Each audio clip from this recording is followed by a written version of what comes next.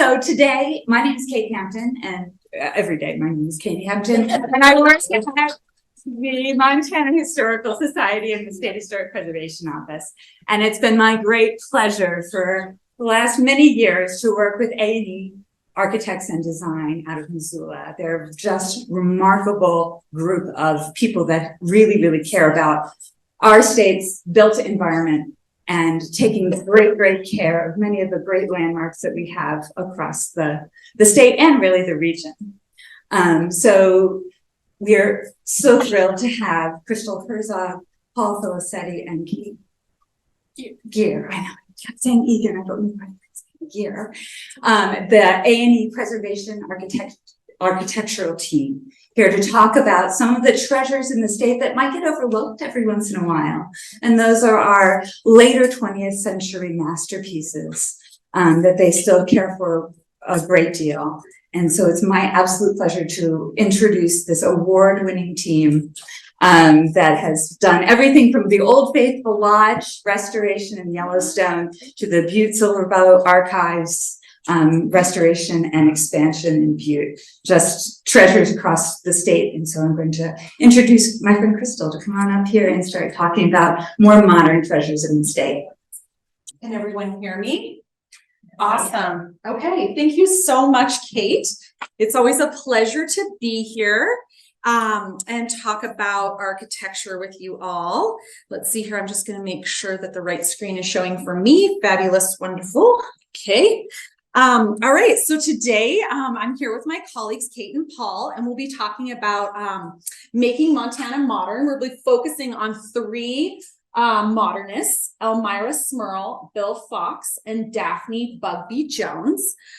This presentation focuses on mid-century modern architecture, or just modern architecture as it's known for short. The modern architectural movement was based on new and innovative construction techniques that were available at the time. It generally spans from World War II to the late 1960s and early 1970s, and includes several identifiable architectural styles: the international style, the industrial style, and the modern style. The modernist movement focuses on the rational use of space, the expression of that space in architectural form, simple and pure expression of buildings as a whole, and it uses a lot of rhythm and patterns and materials, specifically windows and doors, and includes very little ornamentation or excessive detail.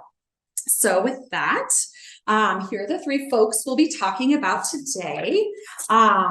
My name is Crystal, and I'll be focusing on Elmira, Susanna Sovereign Smyrl. You can see two pictures of her here. One, she's a toddler, and the other, she's a teenager. She was born in Detroit, Michigan on May 16th, 1919. Her parents were Isaac and Susanna Cooper.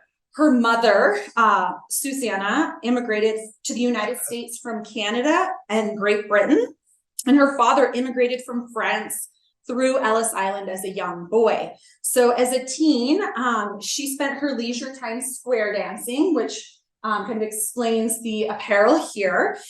She was a very enthusiastic participant in dance clubs and other events. She attended Northern Texas Agricultural College and earned a Bachelor's of Science degree in Architectural Engineering from the University of Texas. At that time, it was called North Texas Agricultural College. So she graduated in 1941. You can see a photo of her here. Upon graduation, she partnered with her college sweetheart, which you will see in this picture here. His name was John Lynn Scott, and they opened an architectural firm together in Austin, Texas. This is just a picture of a movie that was filmed at that time in Texas. It was very popular in Hollywood culture at the time. So they opened an architectural firm together in 1941. There are many Austin public buildings that have plaques that bear their names. They specialized in commercial, government, and public and school buildings. So while her husband served in the Navy during World War II, she actually ran that architectural practice and kept it going throughout the World War II years. They practiced together for 10 years. During that time, Donna Lynn Scott was born in 1943. Elmira went back to school and got her graduate degree in architecture. That was between 1943 and 1945. And she earned her architectural license and joined the AIA. She was one of two women, the first two women to join the AIA in Texas, and that was in 1944. My daughter is in high school. And when I gave this presentation to her and showed her this picture, she said, oh, it must have been duo day because they're matching. And you can see they are wearing identical clothing. So maybe it was homecoming week or something like that. All right, so this is an example of the work that Elmira and her husband completed in Texas. This is actually the Texas Department of Health. It was built entirely out of reinforced concrete, which is very typical of that era. You can see there's subtle art modern details in the entryway and some of the window patterning over the entryway, and then the text over the door. This building opened on July 26, 1943. The photos on the left are newspaper images from the Austin Statesman. This building cost $500,000 to construct in 1943. 15 years later, in 1958, overcrowding was a concern. The staff at the Texas Department of Health in the labs was claiming that they were infecting themselves with diseases because it was so crowded they couldn't do their work, which I think generally from the publications I read was an exaggeration. However, a new facility was planned that was twice the size of this and was built for $5 million. This building remained a civic administration building for the Texas Department of Commerce and the Texas Department of Transportation until 1996. At that time, George W. Bush authorized the sale of this property, and it was purchased by a private developer. I feel like when I turn my head, the mic isn't working quite as well. So maybe that's better. Maybe that's worse. Okay, great. Okay. So there was a $6 million renovation done to the property, and that's what you see here. It became 37 condo units. And what else? It was $6 million, 37 condo units, and it's called the Avenue Lofts. Some minor restoration work was done in 2007, but the building is occupied and essentially looks the same as it did in 1943. It's a great example of this era's architecture, and it's a reminder to everyone that historic structures can pull off a pretty impressive second act when they're given the chance. So in 1949, after 10 years together, John Lynn Scott and Elmira separated. They divorced, and she began to support herself and their daughter, well, her daughter Donna, with drafting jobs and working part-time at the University of Texas. Then she remarried Sam Smyrl and moved to Oklahoma. So she continued her education, and she got another degree. She got a graduate degree at Oklahoma State University in Stillwater, which at that time was called Oklahoma Agricultural and Mechanical College. In 1955, she earned her master's degree, and her thesis project was the images of this building you see here called White Cloud Lodge.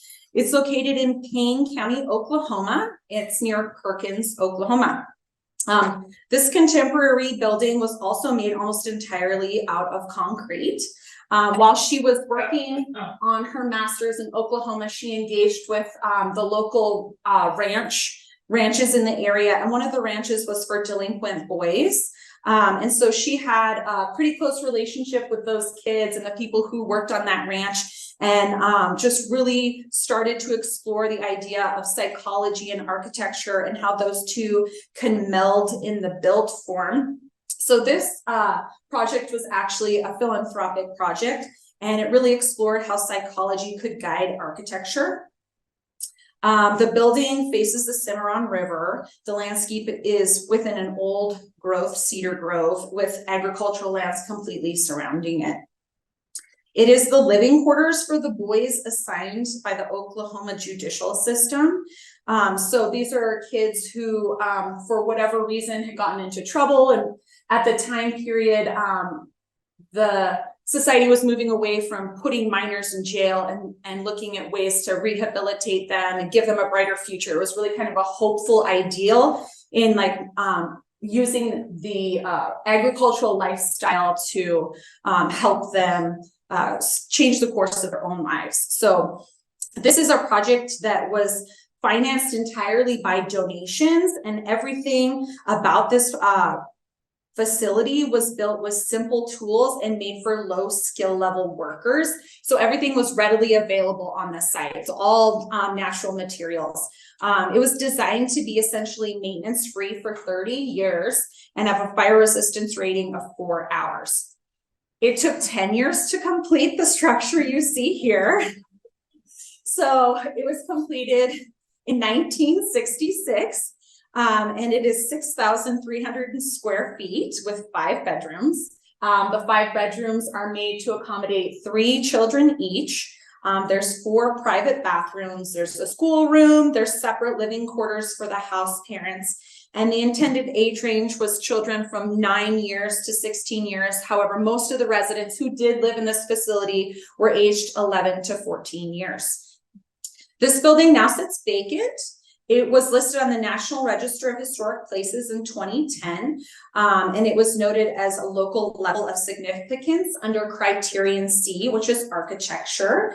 And they state it is an example of a female architect with architecturally unique use of concrete in Oklahoma. So it remains architecturally unique to this day. These are current pictures of the facility, so it's still there. So in 1955, Elmira and Sam moved to Bozeman, Montana, and Elmira began her teaching career at the Montana State University Architecture program. She also practiced part-time with Fred Wilson's firm. Fred Wilson practiced until his death in 1956. She was directly involved in the MSU Field House project, which is what the photos here are showing. And she was present at the opening in 1957. The brick Breeden Field House is currently home to the MSU basketball team, indoor track and field team, trade shows, concerts, events, and I'm sure many of you are very familiar with this structure. Just a little bit of context: in the years following World War II, much of the United States was focusing on modern development of university campuses, and Montana State University, or Montana State College as it was called at the time, was no exception. So the field house was constructed, student union buildings were constructed, and there was a lot of focus on extracurricular and recreational opportunities for students. At the time of its construction, it is the largest clear span wood framed structure in the world. Since its construction, it has been surpassed by the Walk-Up Sky Dome in Flagstaff, Arizona, and the Tacoma Dome in Tacoma. So the original intent for the structure was to be a football field, but due to budget constraints, they scaled that back. It was constructed for a total of $1.5 million, which in today, that would be $11.10 a square foot, which is a screaming deal. So 300 feet it's a wooden dome that spans 300 feet, so clear span. When it opened, it could seat every single person in Bozeman, Montana. The seating capacity was 12,500 people in the stands and 15,000 people on a dirt floor. In 1959, it was tested with the earthquake, the Fake Lake earthquake, which had no impact on the structure, so very structurally sound. The materials used here were innovative and also indicative of the era in which it was constructed. It's a steel frame structure clad in concrete with masonry units and brick. I'm going to go back a picture because you can see it a little bit better. The steel compression ring at the top, so you can see that steel ring at the top, ties to all wood beams. And then there's a tension ring at the bottom that ties into the masonry walls. And it ties those wood beams into concrete columns. Pine poles were supported until the dome was entirely constructed. So you can see these pine trees, they're just holding up the dome until it's all complete. And then they pulled all those wooden poles out and hoped for the best. And of course it was fabulous. There was no issues. So, but until that moment, I think there was a bit of worry. The original windows are all aluminum and the doors were solid metal for utilitarian and support with lots of glass surrounding the entryways. See here. So you can really see that in this night photo here. And then there's travertine stone flanking each side of the entry to just give it that sense of gravitas. A 2020-2021 biannual report for the Montana Preservation Review Board on the stewardship, status, and maintenance needs for heritage properties at MSU notes that the brick Breeden Field House National Register nomination was completed in 2020. So that's very exciting. You can see here, it looks very spaceshipy at night. So I think that's a really fun photo to look at. Also working at Fred Wilson's architectural firm, we cannot necessarily contribute this particular building to Elmira, but much of the design work coming out at that time she was involved in. And this is the Haynes Photo Shop in Yellowstone National Park. It's the Canyon Village Photo Shop, and you can see it's very mid-century in its low sloping roofs, use of exposed wood beams and lots of glazing. So Elmira's time at MSU. So during the 1950s and 60s, MSU experienced tremendous growth in its academic programs, especially at the graduate level, and really exploded in the 1960s. So MSU became a university almost overnight. Elmira was a tenured instructor and she retired in 1986. So she taught there from 1955 to 1986, which is a very long time. While teaching at MSU, she got her second master's in applied sciences at MSU. So if you've been paying attention, that's 4 degrees now. Students and colleagues remember her as a tough, exacting professor who subjected her students to spelling tests and demanded that they know the composition of concrete. Anecdotally, from her time at MSU, a former student stated, "When I took classes from Elmira, she was in her mid-70s and she wore black and colorful leather pants.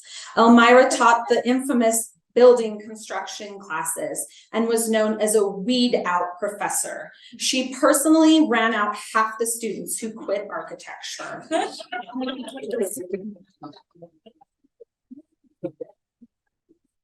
So while she was doing all of that, she was also an expert on civil defense. So if thinking about history, World War II is over. Now we're in the Cold War.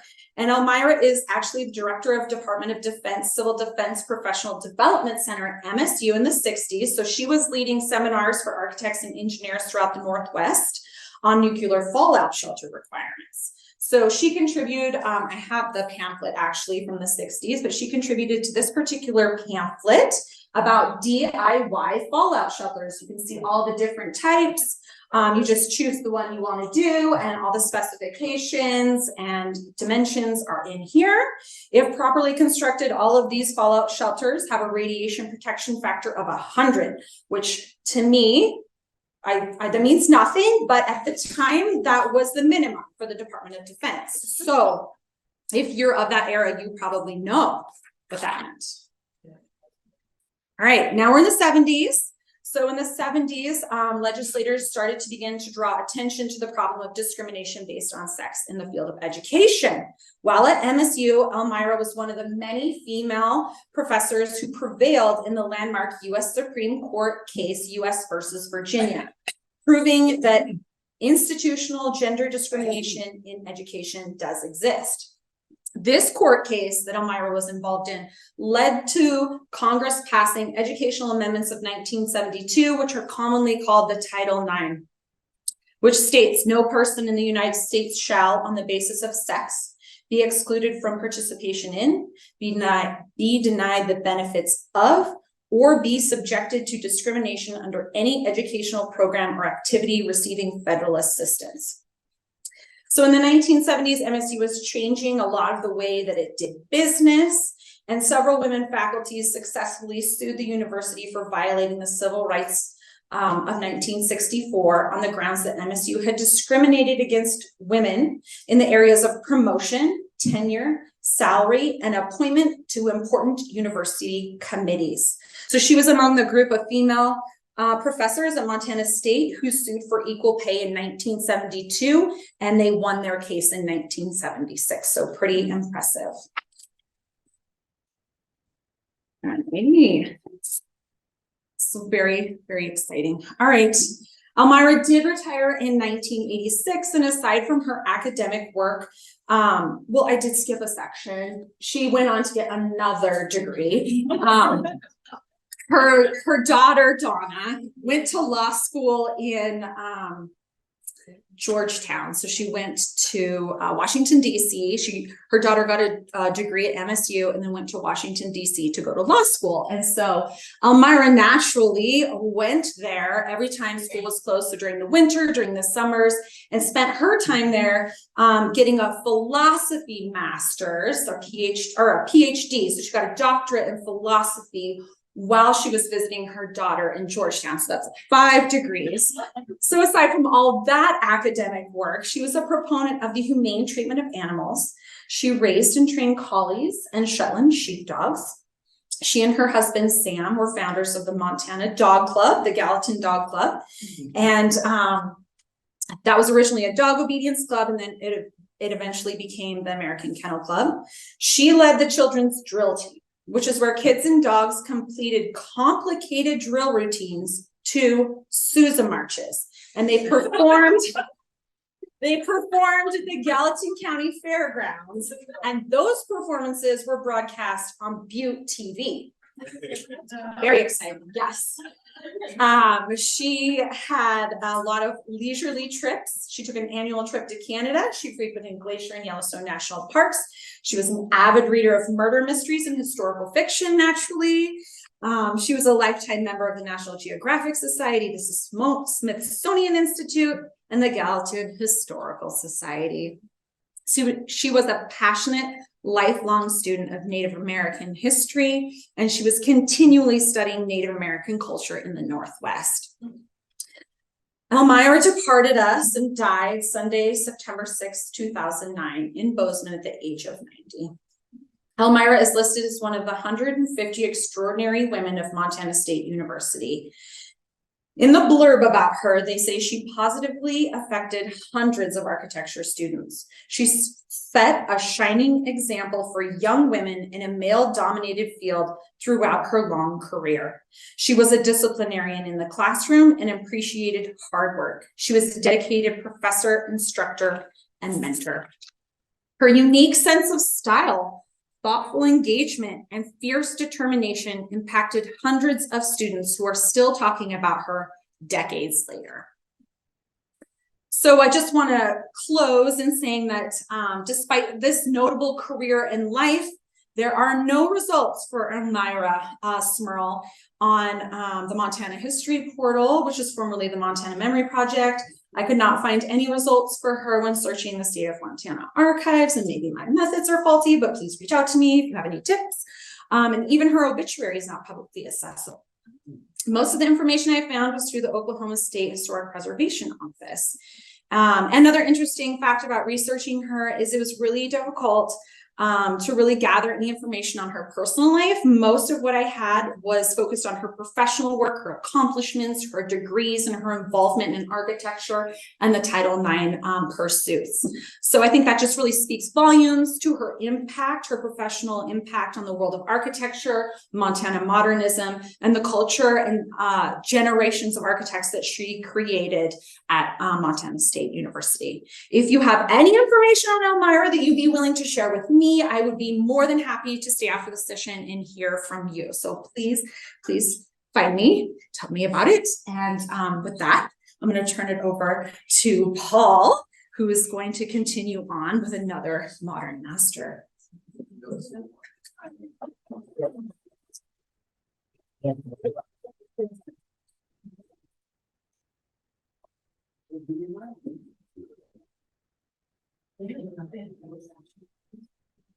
Okay, does that work? All right. Okay, thank you very much, Crystal.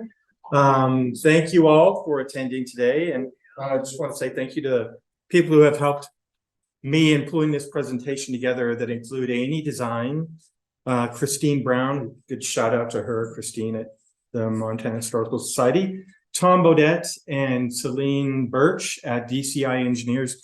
DCI holds the records for Fox Valley Sparrow, and A&E's Historic Preservation Studio. Majority of us are here today.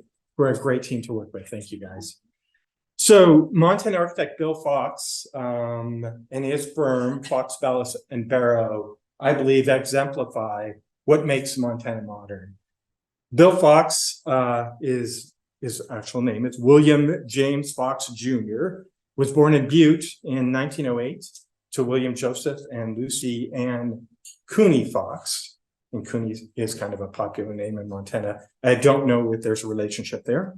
Nonetheless, they have two boys. He has a brother named Raymond, and they both end up in Missoula at some point. In 1926, Bill enters the architectural program at the University of Washington, and he's one of 35 students in his freshman class. Upon graduating from there in 1931, he's one of 6 students. So that idea that Crystal mentioned about weeding out students is definitely something that happens in the architecture program. He'll go on to marry Blanche Ramona, and they'll have 2 children, a son Jim and a daughter Jane. So my presentation today is a brief introduction to Bill's work and the firm Fox Valley Sparrow and their architectural design and contribution to Montana.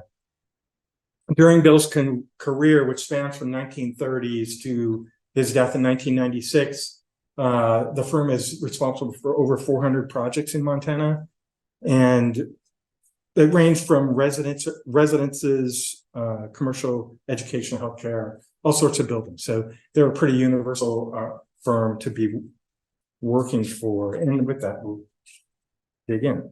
So Bill graduates in 1931 from University of Washington. It's during the Great Depression. He gets a job being a garbage man in the city of Seattle because there's no architectural jobs to be had. In 1932, at the recommendation of one of his college professors, Charlie May, he interviews with a job and lands a job with the U.S. Forest Service in the building on the right, Region 1 in Missoula.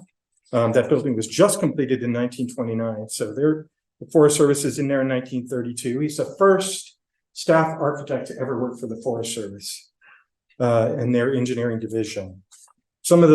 Just a couple of examples of his work at the Forest Service include the National Register listed Cape Cod style 9-mile remount ranger station in Missoula in 1934. And then this glorious building, the Fenn Ranger Station in Kruska, Idaho, where he had an absolutely free hand in a $500,000 budget to do this building. So a beautiful building that incorporated CCC and WPA workforce.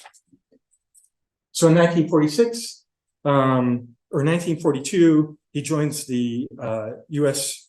Naval Reserve in Seattle and leaves Montana. 1946, he comes back after leaving the reserves and opens an office in the 1921, and again, National Register listed H.E. Kirkmost building in the Wilma building in Missoula. He opens the firm under his name, William J. Fox Jr. Architect. And right out of the gate, his first project is this little jewel. I'm sure a lot of you are familiar with it. KPRK in Livingston, in Livingston, 1946. And I think in a sense, he really goes big. The little sketch up there is pretty typical of what you'd see around the office of Bill's sketches that he would do, just these little doodles that were quite an expression of the building. This is a late example of the modern style, exemplified by the smooth white walls, gained windows, asymmetrical placement of the entry, which also is projecting. And on the left, again, is that article from the newspaper kind of announcing that the building's opening. These are current photos, by the way. He uses glass blocks, stylized call letters, lightning bolts, and the vestibule roof, which are the 4 stacked concentric circles, and then an additional 6 decreasing rings above that, kind of reaching out towards the sky. and the lightning bolts, kind of reinforcing this idea of the radio tower similar to RKO pictures. His design at the time, I would call it pop culture whimsy and futuristic imagery based on radio and TV of the 30s and the 40s. That same year, 1946, Oscar Ballas joins the firm, so they become Fox and Ballas Architects. And just to give an example of some of their projects, Cody, Wyoming, in 1948, they complete this modernist style Shoshone apartment building. Again, it doesn't look like 1948, but complete articulation of building form, use of brick, vertical siding, horizontal detailing, lots of clean lines, very modernist aesthetic that comes about. Little decoration and little detail. In Anaconda, they complete the Anaconda Central High School in 1950, which is absolutely a international style machine type building for learning. You see the expression of forms, asymmetrical composition of the building, the use of the windows and clean lines, little decoration. The materials are the expression of the detail. In 1950, they complete this sweet little 16-foot square diner, which takes in every component of what you consider as a diner. Little modernist wedge, totally catering to car culture, but a use of plate glass, stucco, some glass block elements here on the bottom. Pointer is there. Bottom is glass block, plate glass, stucco, and then neon in it as well. So really, when we think of 1950s era drive-ins, this is it. Unfortunately, I don't believe this building exists any longer. 1952 in Whitefish, complete the St. Charles Parish Church. They do a lot of churches. There's a lot of churches in their portfolio. And this is a example of a very modernist style, crisp, sharp, clean lines, combination of asymmetrical forms. Again, where the architecture and the forms are an expression of what's happening inside the building. Little decoration other than the use of materials and windows, repetition of the windows, creating rhythm and form. You can see the slide on the left where this open breezeway is now infilled, and then of course the roof finishes have been changed out over the years. So it's those little things that really do start to alter the architecture of the building and the character defining these big. But the building still exists. 1952, they did some conceptual designing for what will be the student union buildings on the University of Montana campus. The project gets shelved, but you can see the beginnings of the international style kind of influence here. Some of these elements show up in later buildings as kind of projecting detail above the entry, and the use of brick and horizontal bandings. A very modernist looking building, but again, it's shelved. They go on to design a School of Music at the University of Montana. If you haven't been in this building, make the trip. It's an amazing building. On the right, you see a model, and on the left, a news article out of the Daily Missoulian. And then they talk about the fact that the floor plan matches or is depicting or is based on a grand piano.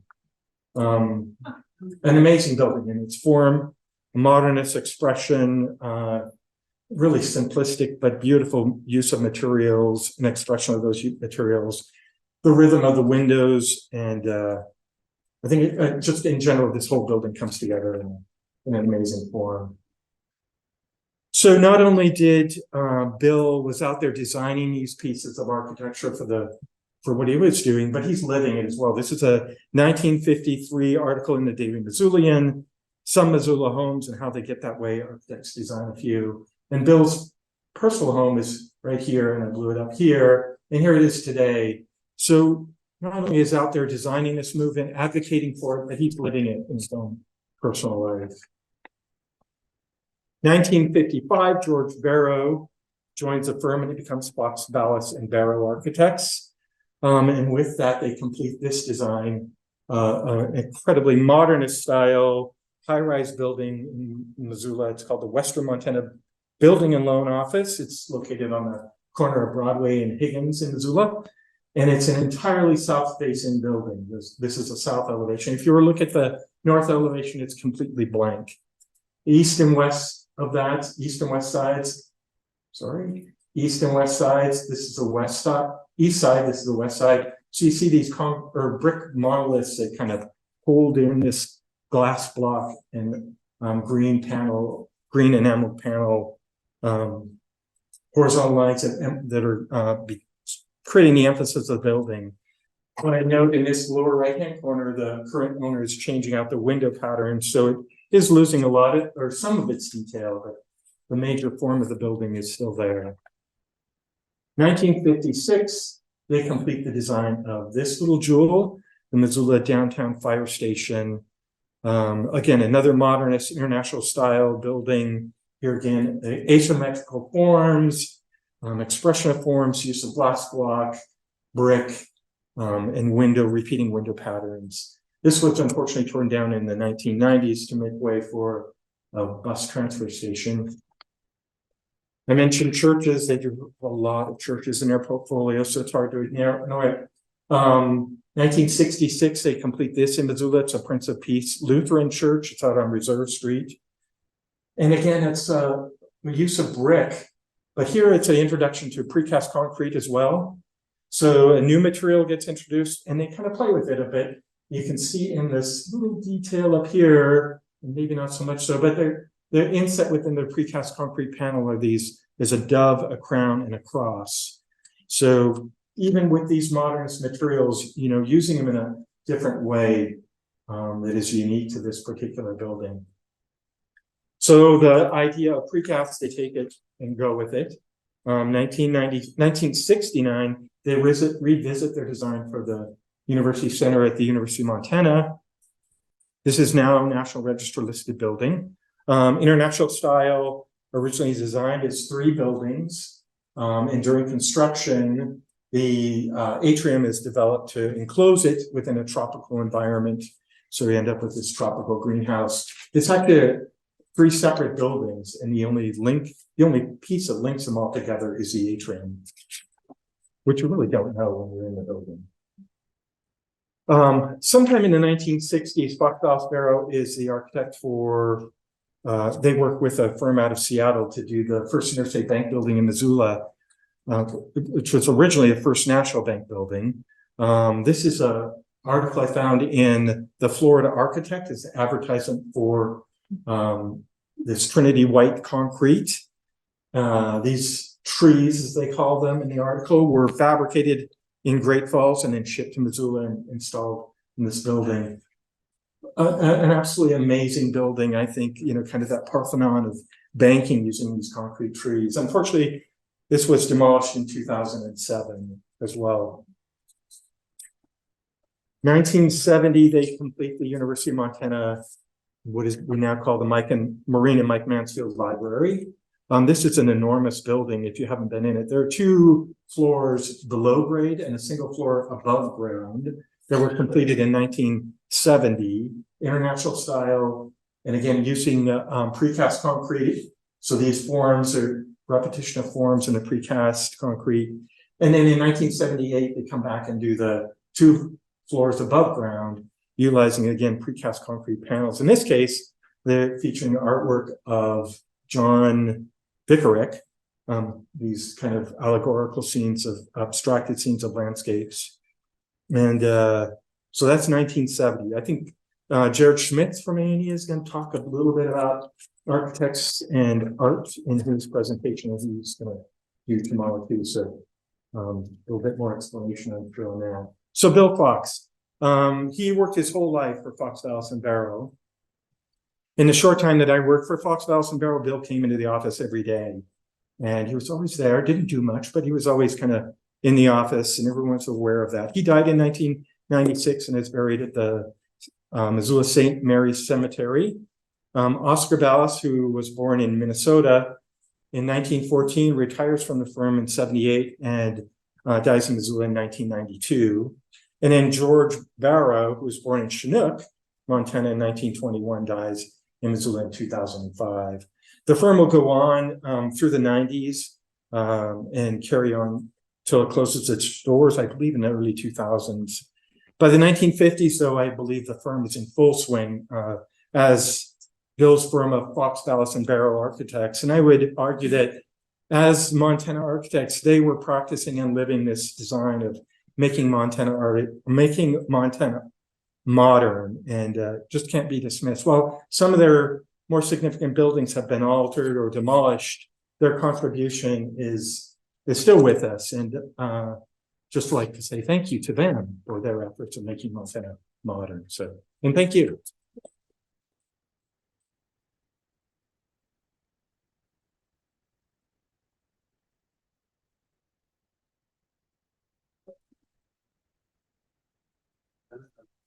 Yeah. Can you guys hear me? Yes. All right.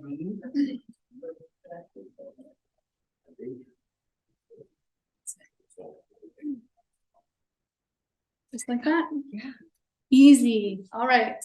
Hello, and my name is Kate Geer. Thank you to the Montana History Conference for having us today, and thank you for everybody for coming to listen to us talk about architects. I'm going to talk about Daphne Bugbee Jones, a local Montana modernist architect who had a lasting impact on our state's history. For Daphne Bugbee Jones, modern design was never just about buildings. Modern design was also about the people in those buildings. It was about cities. It was about insightful planning to ensure what made her city special was protected instead of lost in the post-World War II building boom that threatened to overtake the nearby wilderness corridors. It was about natural and man-made beauty. For her, it meant stepping into positions of political collaboration to plan for a better future for Montana. For Daphne Bugbee Jones, modern design was holistic and yet never finished. For Bugbee Jones, modern design was about architecture and the rest of the world she lived in. At Harvard, design students explored the philosophy and theories of modernist design. When Bugbee Jones moved to Missoula, Montana, she skillfully adapted international modernist principles into celebrated Montana residences. Bugbee Jones was born Daphne Eaches in 1921. She grew up in a career Navy family, attentive to her surroundings as a child. During World War II, Bugbee Jones served as a Navy waves officer near San Francisco, coding and decoding secrets and confidential messages. Bugbee Jones was the first woman to study at Harvard University's Graduate School of Design under the leadership of Walter Gropius, whose social ideals and empathy Bugbee Jones admired. Walter Gropius was the founder of the Bauhaus, the German school of design that established a new approach to design education that became an international prototype. Gropius's Bauhaus principles included socially minded utopian ideals and minimal, essentials-only aesthetics. He advocated for design that considered the whole visual environment. Gropius's contemporaries included other well-known modernists.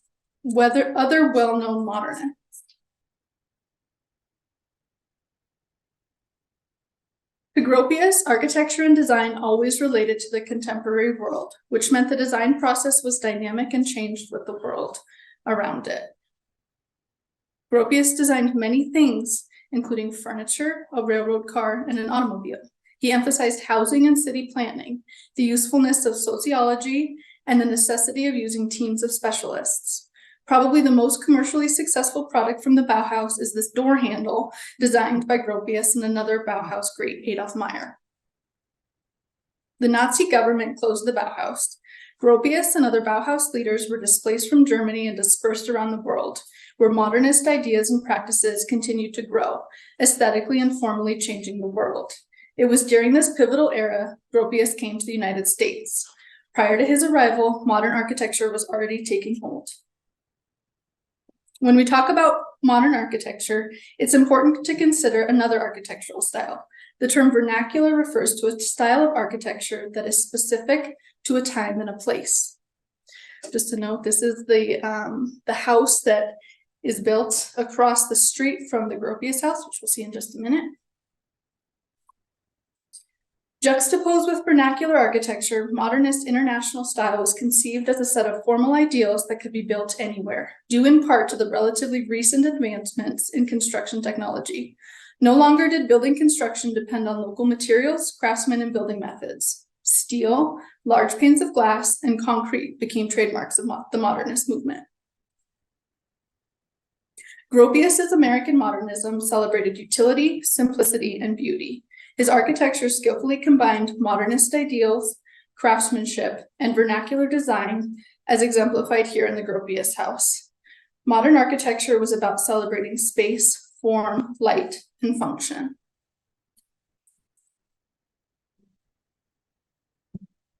Bugbee Jones' thesis project included the conceptual redesign for the Lancaster Industrial School, which was an existing reform school in Massachusetts, built in 1854 for delinquent girls. Interestingly, Bugbee Jones was 7 months pregnant when she defended her thesis.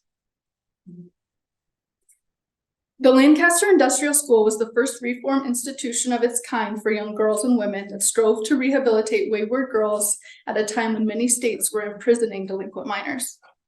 This precedent-setting institution was used as a model all over the country, some of which are still operated today. Bugbee Jones' thesis examined this school through the lens of modernist principles and sought, in her words, to design a more perfect school. During Bugbee Jones' thesis study, she was concerned about the girls' enjoyment and creative activities, as well as thoughtful space planning. Daphne married Henry Bugbee in 1948 while at Harvard. It should be noted that Henry Bugbee was a significant figure in his own right. Henry Bugbee accepted the role of chairman of the newly formed philosophy department at the University of Montana. The Bugbee family, now a family of 4, Daphne, Henry, and their 2 young children, moved to Missoula in 1958. Daphne Bugbee Jones designed several homes in the Missoula area.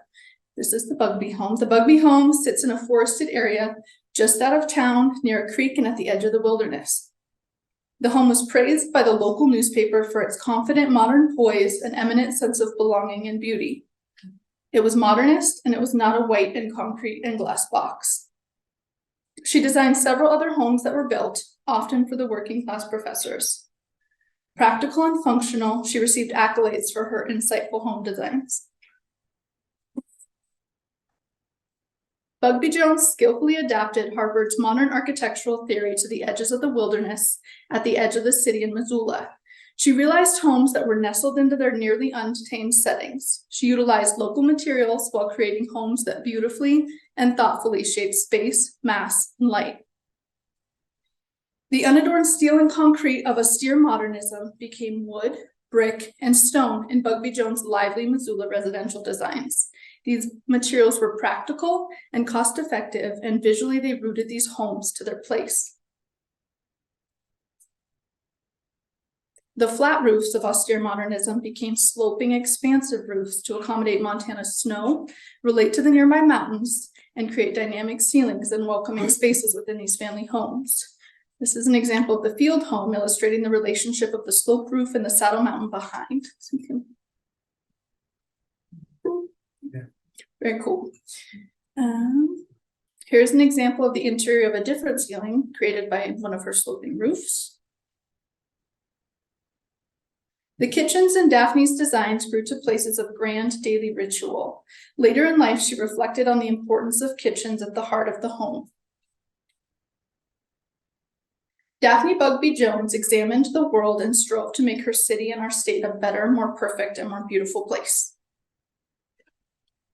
The Bugbees were influential in protecting natural resources and advocating for people living alongside wilderness areas.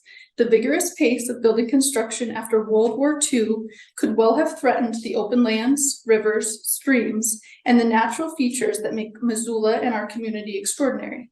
Bugbee Jones was a leader in protecting Missoula's natural beauty. In 1972, the Five Valleys River Park Association was formed with a $100 grant and began establishing the riverfront park system that is now so important to life in Missoula. Daphne was one of the founding members of the River Park Association and the vice president. Later renamed the Five Valleys Land Trust, this forward-thinking organization and its leaders promoted the passage of Montana's first public open space bond in 1980 and has since conserved over 95,000 acres across western Montana.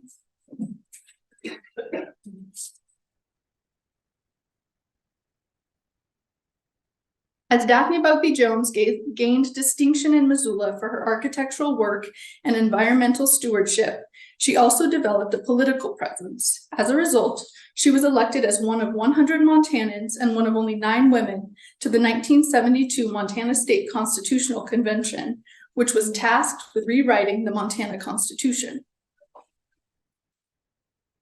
Bugbee Jones advocated for the right to a clean and healthful environment, a concept that is relatively unique among state constitutions.